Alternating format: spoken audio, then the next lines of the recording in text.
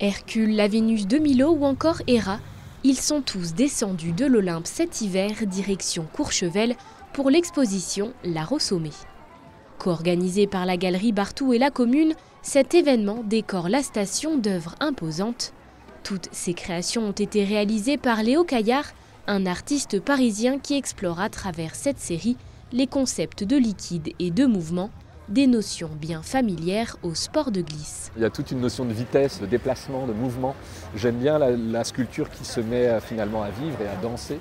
Et en effet, il y a toute une référence au ski, au mouvement. C'est vraiment un dialogue entre la verticalité de l'œuvre et l'horizontalité du mouvement. Au total, 5 œuvres sont exposées. Les 2 Dark Knight ou Chevalier Noir ont été installés sur les pistes.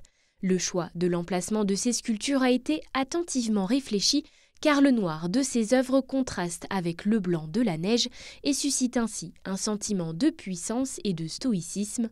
Les 3 dernières sont exposées en station. Leur apparence plus statuaire permet une diversité que l'artiste néo-antique recherchait. Qu'on ne se retrouve pas avec un côté monochrome sur l'ensemble. L'idée était d'amener un petit peu de rapport au métal, rapport au bronze. C'est aussi un matériau antique qui est beaucoup utilisé. Je ne voulais pas tomber dans le bronze classique, brun, un peu ancien. Je voulais une matière qui fasse résonner avec cette notion presque futuriste.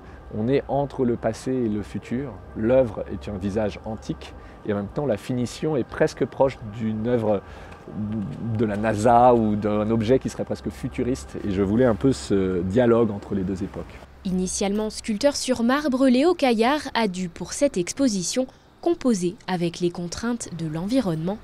Le poids de cette roche compliquait l'installation et l'héliportage des œuvres. Il a donc dû opter pour de la résine marbrée. Bien que cette matière soit plus légère, les 5 œuvres ne risquent pas de bouger, et ce jusqu'au 21 avril prochain.